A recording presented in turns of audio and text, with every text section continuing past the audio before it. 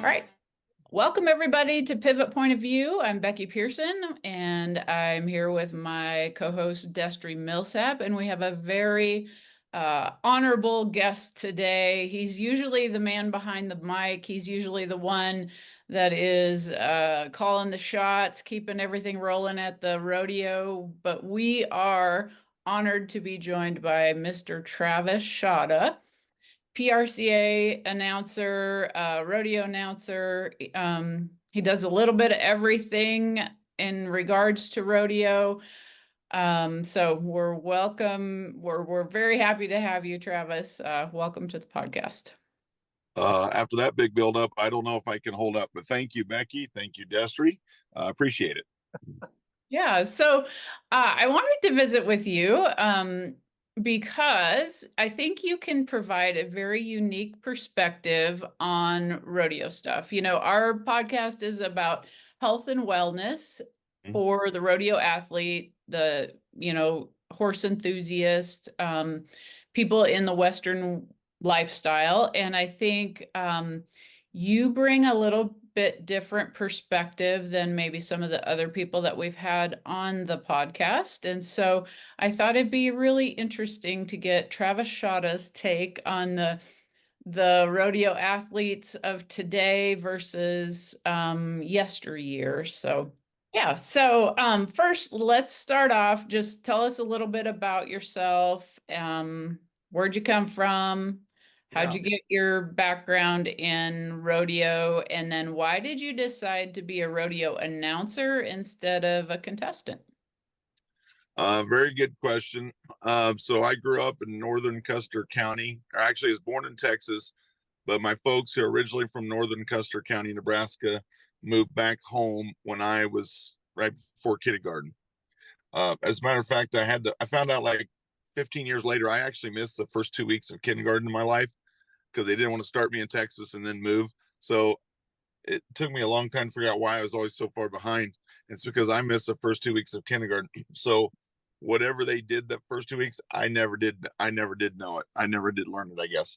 Um, so essentially grew up in north central Custer County. Went to Gates grade school, Sargent High School.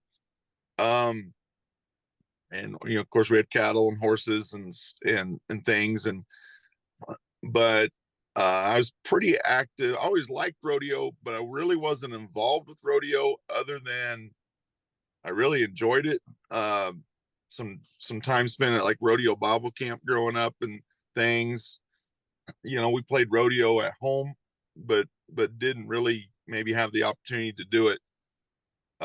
Really, I guess growing up too much. But when I was a junior in high school, I literally can remember it just like it was yesterday. Um, Apparently, I was probably known as somebody with a little bit of a gift of gab in school. Um, that reputation followed me around maybe a little bit. And active in sports, football, basketball, track. And in between classes, you have that 4 minute window where you have to go in high school, you have to go to your locker, dump your last class's books, and then go on to your next class. Well, my locker happened to be right outside the athletic director / principal's office, Mr. Seifert. And I remember it. He came out during that little 4 minute classroom transition period, and he looked to his left, he looked to his right, and right across from him was me. And he says, "Do you want to announce the JV football game this afternoon?" This was on a Monday. And I said, "Does it get me out of, or no, the junior high football game?" I said, "Does it get me out of class?" And he said, "Yes." And I said, "Okay, I will." So I announced two junior high football games when I was a junior in high school. That led to announcing some JV football games because I was playing varsity at that level at that time. And so I announced the JV football game. So that's in the fall of my junior year. Fast forward to the spring of my senior year, and Taylor, Nebraska was looking for an announcer for their high school rodeo. Well, Taylor and Sargent's only 10 miles apart, small town, small community. And somehow my name came up. Oh, I heard that Schauda kid announce the football game last fall, and I wonder if he'd do our rodeo for us. So I got a call, and They said, would I do it? I'm like, oh, I get, there again. I was like, well, does it pay money? Well, sure. Like whatever it was, $100 or something. And I'm like, well, heck yeah. So I said yes to something A, I had never done before, and B, I probably didn't even know how to do it. So I did call some pointers, asked Terry Fales, was doing a lot of the rodeos in Nebraska at the time, and got some what to do, what not to do. And then I did that rodeo. Well, then the very next day, Burwell, Nebraska was having their high school rodeo. Back then, Taylor was on a Friday, Burwell was Saturday and Sunday. The Booster Club put it on one day, and the rodeo club put it on another day. So then I did it. So okay, remember, I still really don't know what I'm doing, but we're doing it. After that rodeo, I got somebody from one of the parents of one of the contestants. They put on a rodeo in Llewellyn, Nebraska at the time, a high school rodeo. And they said, hey, you want to come do our rodeo? I'm like, okay. And then after that rodeo, there's a guy named Bo Wilson who was in charge. His son's Francis was a good bull rider. Bo was a good bull rider too, as far as that goes.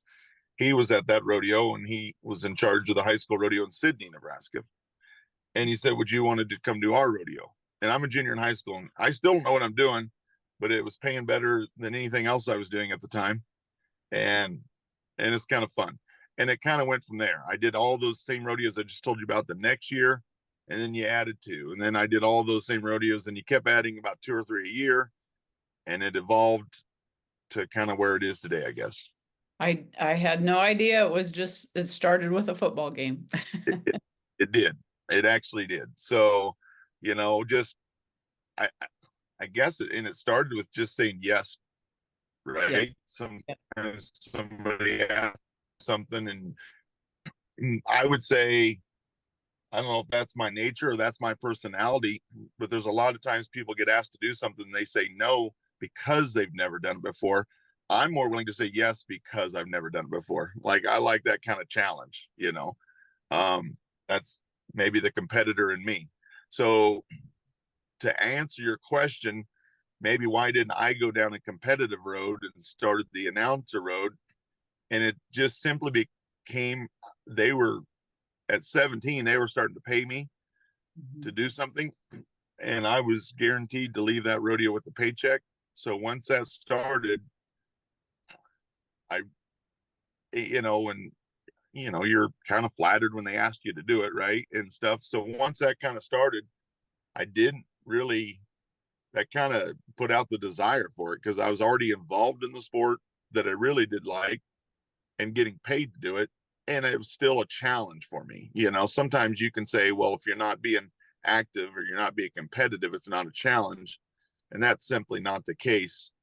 You just maybe move on, like, and I'm sure maybe we'll get into it, but sometimes Father Time's undefeated. And so there's going to be a time in people's life when they physically can't compete in activities and sports that they really truly enjoy, right? So you want to prolong that as long as you can because it's something you enjoy, but it's also when another door closes, maybe something else opens up, another way for you to be competitive or challenge yourself somehow, some way. Maybe it's your mind you're going to challenge. So, yeah, that's a little bit of how that went, I guess. Yeah, I think that's great advice for people you know, to say yes to something they've never done because, so many times people get stuck in they're getting ready to get ready to get ready, like Sure. they don't do things because they're just caught in they just keep preparing and they don't ever feel ready to do it. And so, I kind of do a lot of things in life that same way, like, hey, this sounds fun, let's figure it out. And I think I love living life that way. It kind of keeps things exciting for sure. I agree.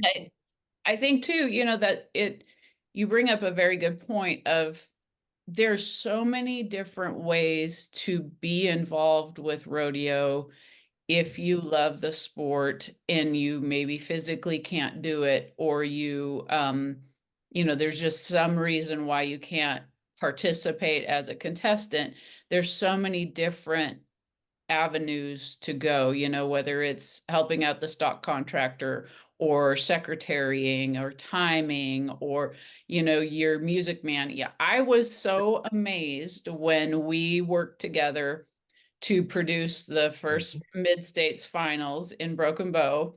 You were instrumental in bringing that to Broken Bow, and I'd never really been involved with producing a rodeo to that extent, and I was floored by the preparation that you guys did. I never seen that backside of it, the production meetings that you guys would have, and to the minute scheduling of what happens here and there, and like kudos to you guys because I mean everything always went so flawless usually at a rodeo that I never realized that was part of it, but that's a huge part of your job, isn't it? Like preparing and Yeah. a big part that people don't really realize. Yeah, I always try to prepare like it's going to go flawless. And, let's say, okay, we have 8 bareback riders. That's going to take 12 minutes. And then we have 12 steer wrestlers. That's going to take 14 minutes. I always try to plan for it to go flawless.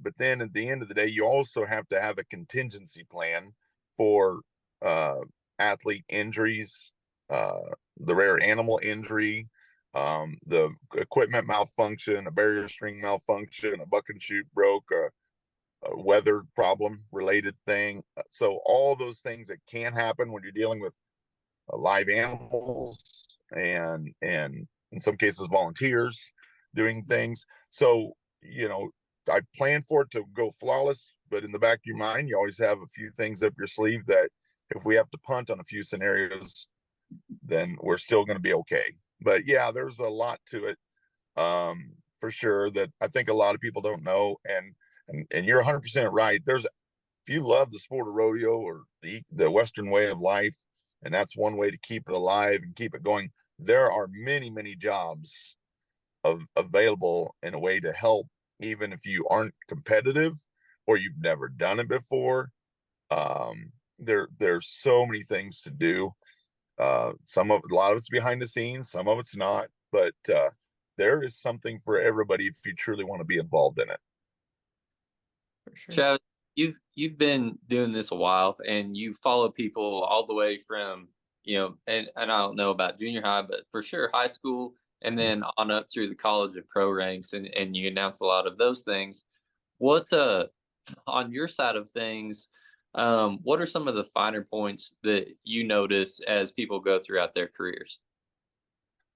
For sure, desire. There are people, and you see it a lot in high school and college.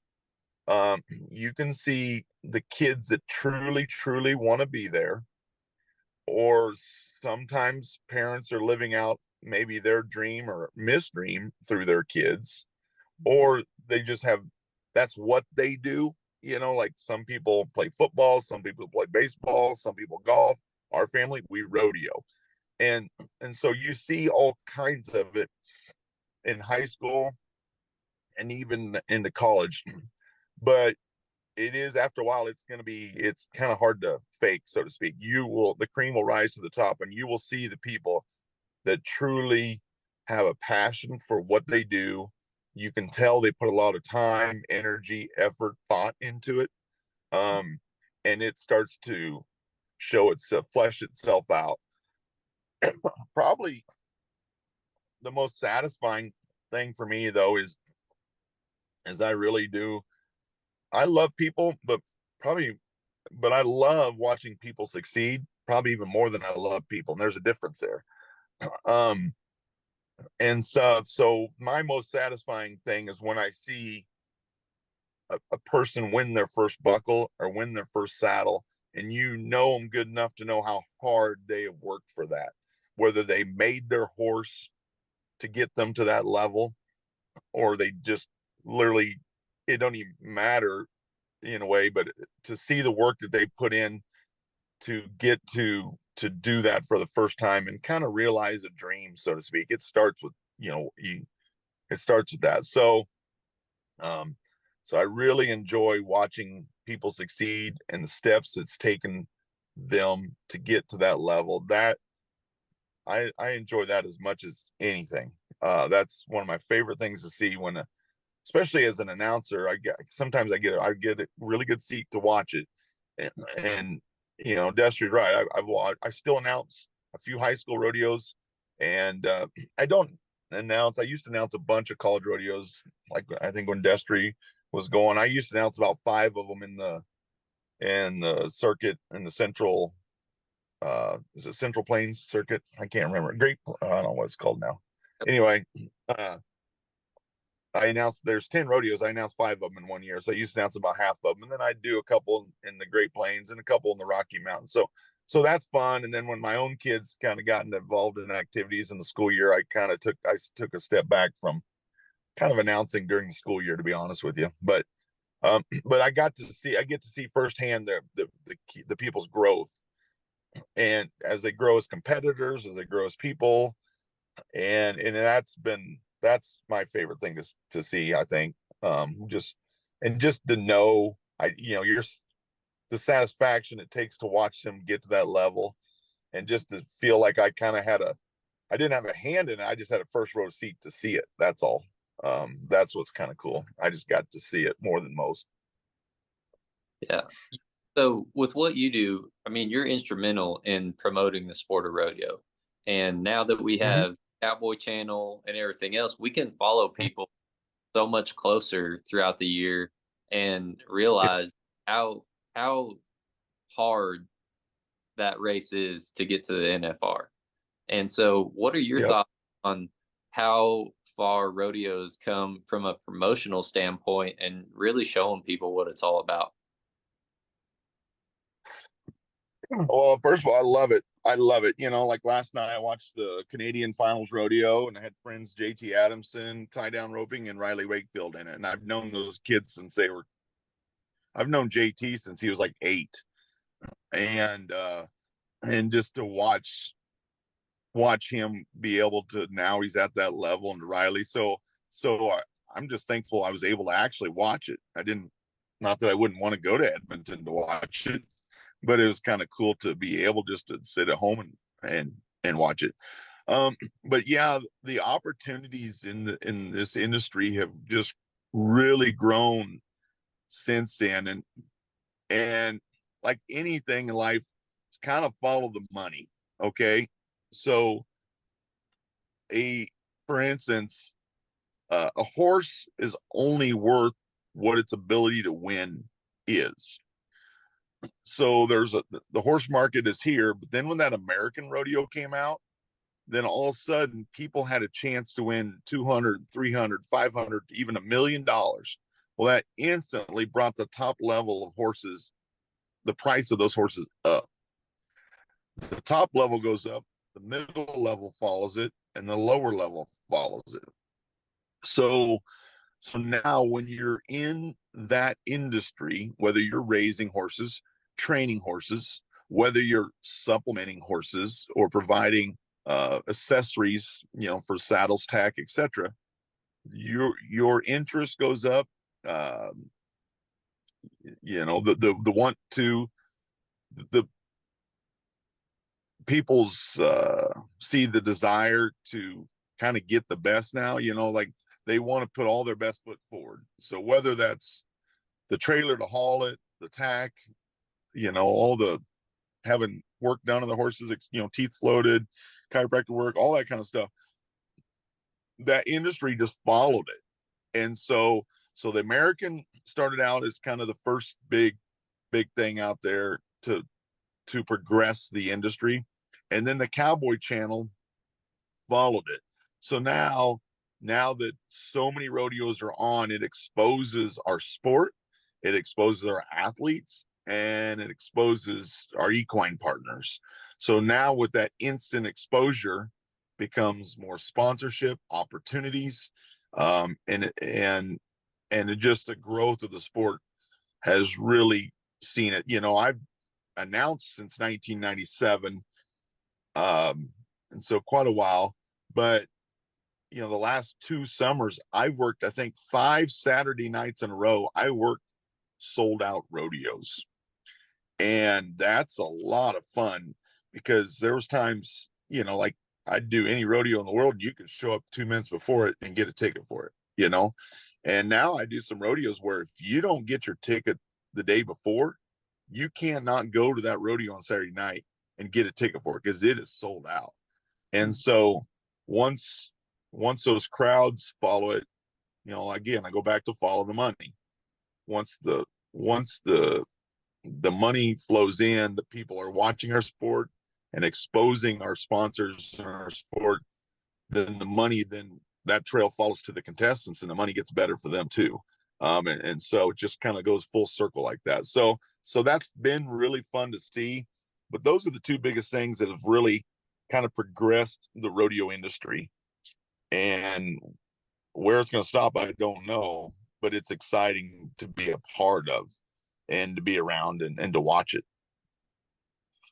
It is, and what we really enjoy is helping people be a part of that success also. And like you said, now there's more exposure than ever to these contestants and more Mhm. sponsorship opportunities and everything else. And the horsepower, you got to have it, or you're just not going to be able to compete at all. And Right. with that, I feel like you have to train differently. You have to train yourself differently. You have to train your horse differently and at another level to make sure that you're in the top shape that you can be and your horse is in the top that you can be, not only to prevent injury and everything else, but to, I mean, really show people what you're about and show yourself off to those sponsors, the crowd and everything else, to show how special this sport really is and be Mhm. treated like professional athletes. I mean, with all the television exposure now, it's just like football and stuff like that. Those athletes, they train, they have a ton of exposure. Now rodeo is starting to get that exposure and I feel like we have to train different as well. Yeah, I've seen it really come full circle. I mean, there even rough stock guys when I first started, they weren't working out much. Um, they would go rodeo to rodeo and eat a greasy cheeseburger at a truck stop and just rodeo. And I'm not saying that's still not done to some extent, but they're just so much more.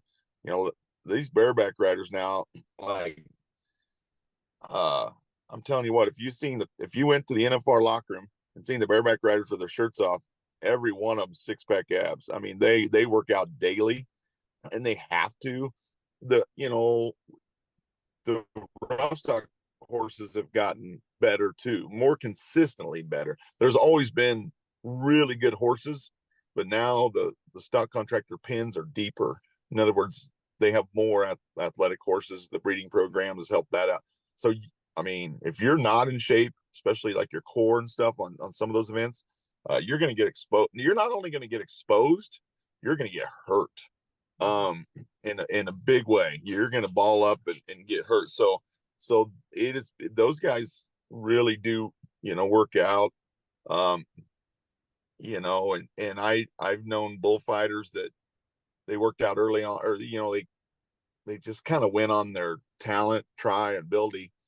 And now some of my good friends that fight bulls at the top level, some of them stay at my house, and I just can't believe how much they work out and train to do what they do. For honestly, like a save in bullfighting might only last 3 seconds. That he might be, it might only last a second and a half, but they are training for that 1 to 2 to 3 4 seconds that they actually have to do their job.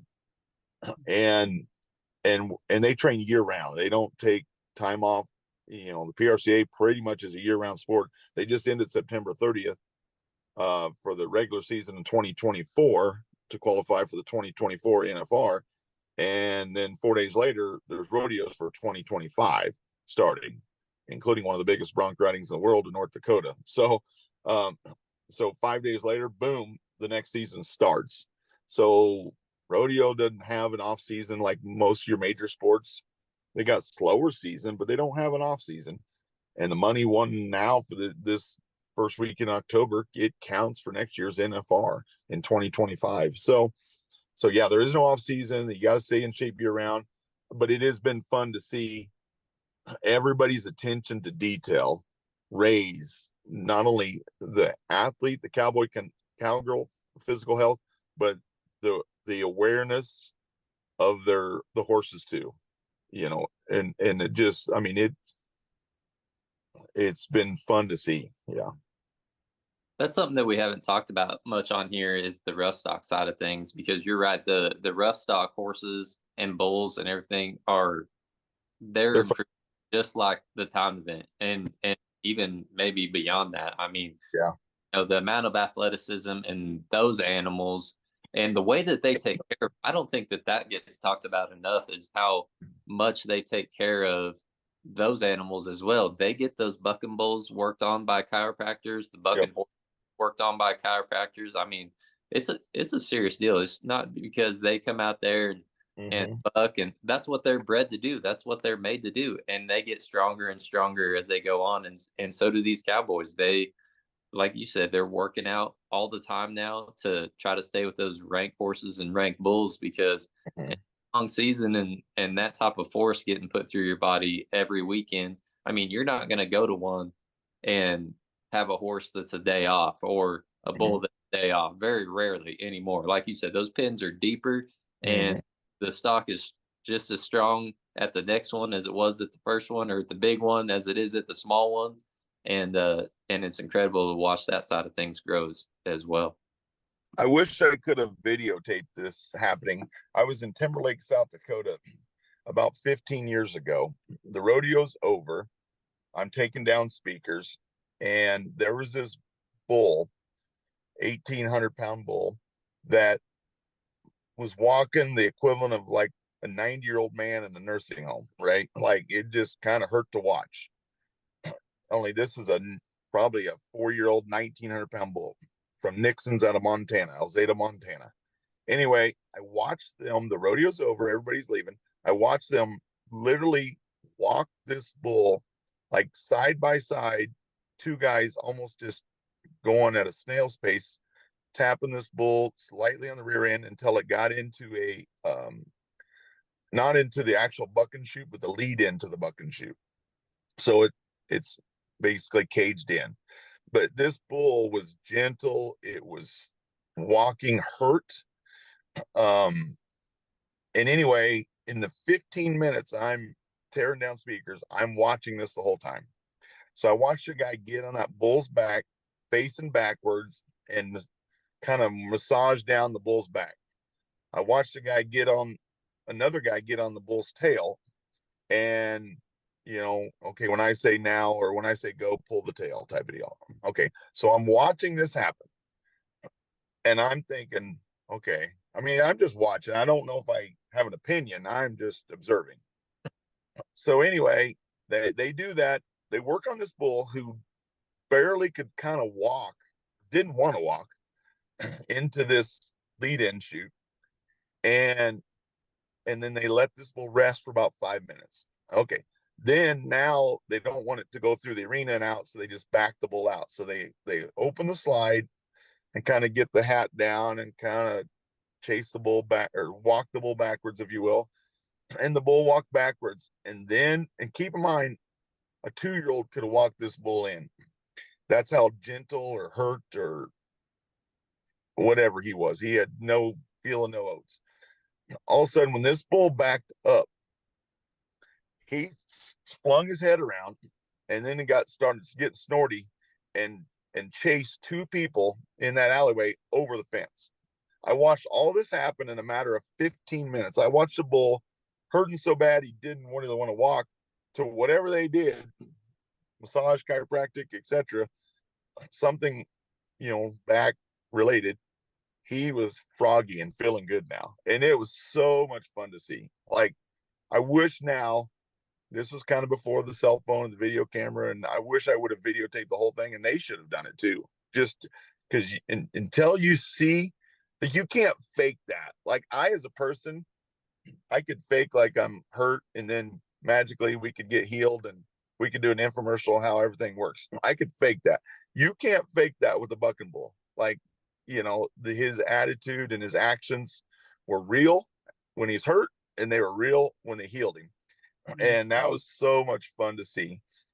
And I'm gonna echo, or I'm gonna go back to that first rodeo announced in Taylor, Nebraska. I can remember several things about it. But one of the competitors in it was named Sean Mulligan. Sean was a steer wrestler from Valentine, really good high school athlete, football player, etc. He was in the state track meet in pole vault that morning, came up to Taylor after that, and bulldogged a steer and got in the team roping. There were several athletes in that same rodeo that did the same thing. All of those guys ended up at the NFR. So it's just kind of cool how we watch the NFR, and we think, oh yeah, they are really good athlete, or they're developed in their skills. Like if they're a steer wrestler, if they're a team roper, if they're tie down roper. But you do have to start, if you want to get to that level, you do have to start with being a fairly good athlete. I'm gonna be flat honest with you. And I've got to see that with my own eyes. Nebraska is just full of them. Dean Gorsuch is a world champion bulldogger 2 times, but before that, he was all-state linebacker. He was second at the state wrestling championship his senior year. Stephen Dent still holds records in football for his rushing. He also qualified for state wrestling in the finals and championship. He qualified for state track in several events. He went to the NFR like 9 times. Court Shear, outstanding football player, wrestler, NFR multiple times, 5 times. I could kind of go on and on about some of just the Nebraska talent that I've watched realize their dreams to the NFR. And it did start with some athletic ability, and they just worked their way up because of hard work and dedication and try, etc., to get to that level. So you don't hear as much anymore, but there is a misnomer out there that rodeo is not a sport. Okay. And that is false. And you do have to be an athlete to be involved in it. And really good, actually. Yeah, I would hate to see some of those bulldoggers across the line as a running back, and then playing, they are the linebackers of the sport. I would hate to see them across the line for me. I mean, and some of them guys, they're like, yeah, they can move so fast, big as they are, and talking even some of the timed event guys. Go ahead and try to play somebody like Trevor Brazile or somebody like that in basketball and see what happens. Yep. Tough Cooper, good basketball player. Alan Bach was a great basketball player. Yeah. Probably the thing that if you could get a camera in there, you could probably sell it, is at the NFR, every event, they kind of have their own locker room. So there's a bareback locker room, a bronc rider locker room, a bull rider locker room, steer wrestler, etc. And when the rodeo's over, like the bareback riding is over, the bronc riding is over, all 10 rounds are over. Those guys put all their heart and soul into this, realizing the dream, trying to become a world champion, trying to earn the aggregate title, whatever. Well, then most all of them were state champion wrestlers, like all the bronc riders. They have a wrestling match in that locker room. They wait until the rodeo's over so they don't get hurt, because somebody will get hurt. I'm not going to name names, but somebody missed Denver and Odessa because of the wrestling match after the NFR one year. But that's the competitive spirit. And some of these guys, like, well, I was state champion in Utah, or I was pretty good in Iowa or wherever, but they never got to wrestle. They get to ride broncs against each other, but they're so competitive. It's like, okay, let's just do it right here in the locker room. So yeah, that's of course the fun cowboy part comes back out in them, but they're for sure athletes, and staying in shape. If they want to succeed, they have to. Anymore, they have to. It's so important, so crucial. Travis, so being around those guys, obviously they have to be they have to have a great mental game. And yourself, I was thinking about this before we talked today, like mentally, you're a very positive guy. Like you kind of I my deal. don't know that I've ever heard you say bad things about people. Like you stay very positive. And so like what kinds of things would you say, I mean, like how do you prepare mentally before a rodeo? And when something comes, obviously there's stuff that goes wrong in the rodeo production, and how do you just roll with it? Are there certain things that you do, or have you just developed those skills over the years and so it's just second nature now? A little bit of both, but I spend a lot of time literally driving behind the wheel. And I hate to say it, I do my best thinking when the radio's off and the phone's off, when it's just me and my thoughts driving down the road. And so I mentally rehearse a lot of things that could go right or could go wrong in the rodeo arena. And no different than, mentally, like a tie down roper mentally going through his run, backing up in the box, seeing the calf, seeing the start, seeing the spot he wants to rope, you know, flank tie, all that stuff, right? Seeing as who he threw. So that they can mentally prepare for that too when they're not physically doing it. And I mentally prepare for things like I'm like going over scenarios in my head. If this happens, what do I do? If this happens, what do I do?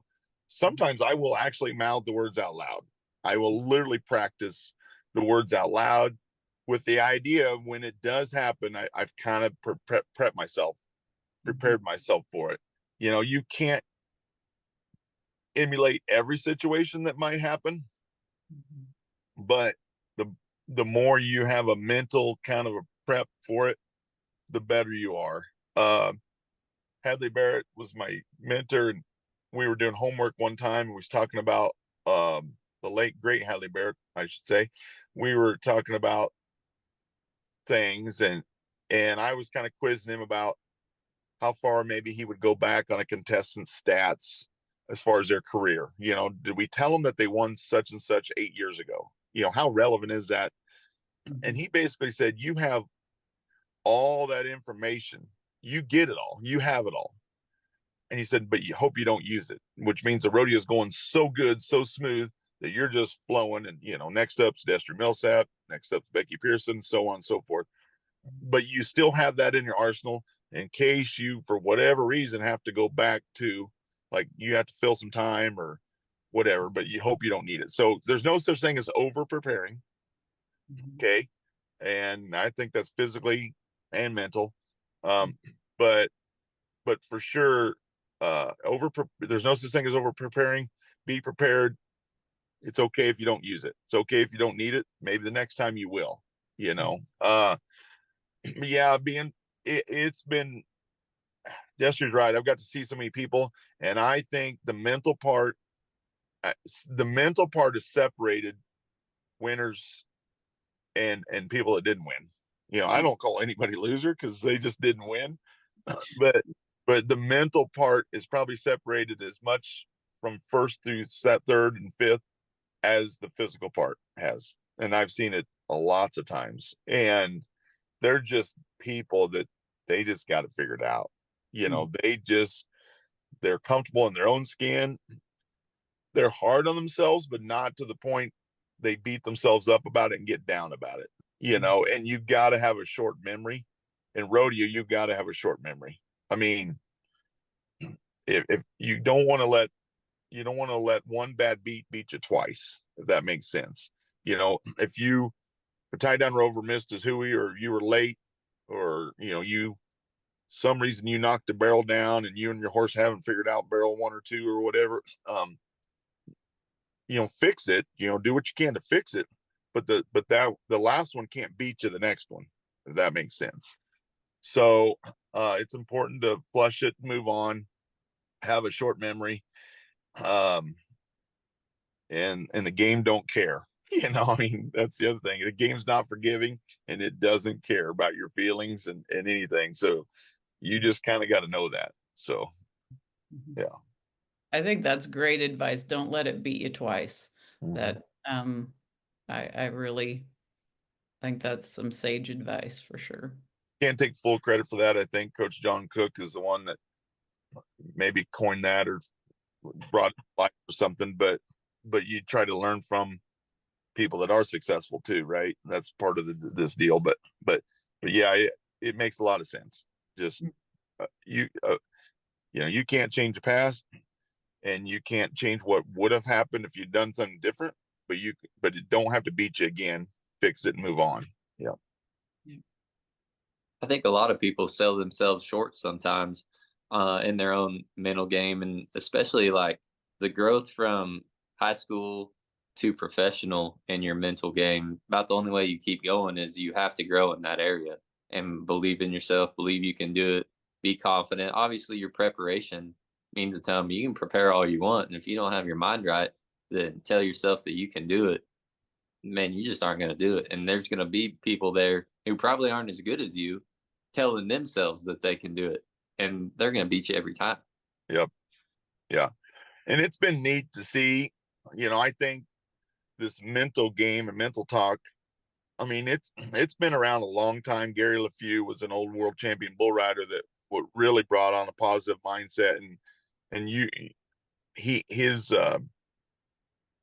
his lineage as far as the tree that people that learned from him is pretty big and went on to do good things. He was probably one of the first ones in the rodeo industry that I know that really pushed for that. And says I know you can physically do it, but you need to know you can mentally do it. You know what I mean?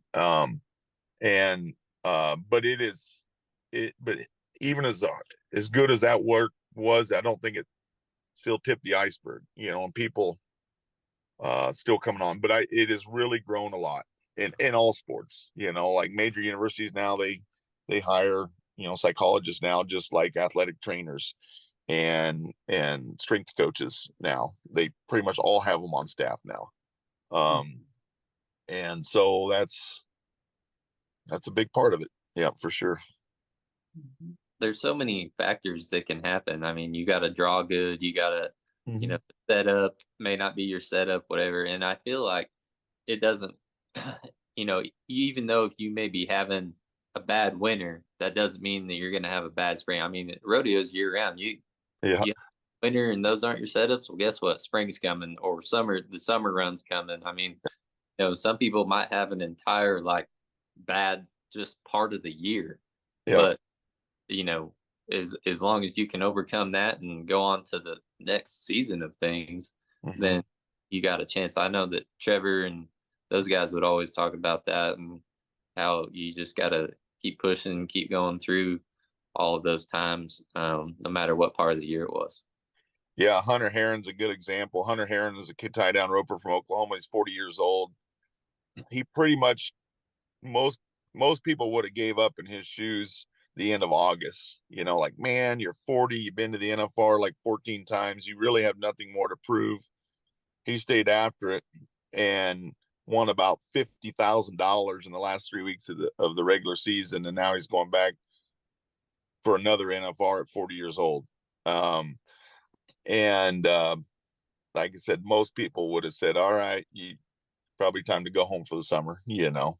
And he just knew he wasn't clicking yet, and once he started clicking, it would be fine, and good for him it was. It's definitely a game of wits, and you can never count yourself out if you want to get there.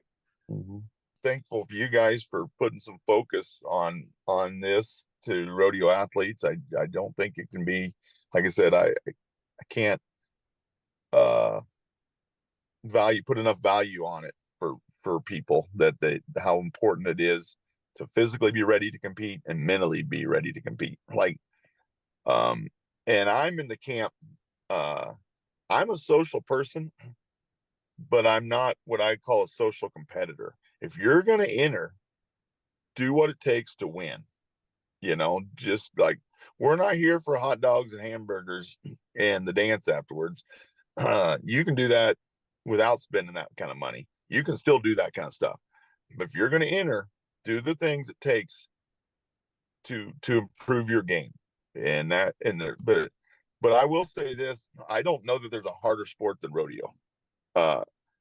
I really don't. You're on an island, like we play football and there's 11 of us out there, and I might screw up, but somehow, some way, the other 10 people do their job.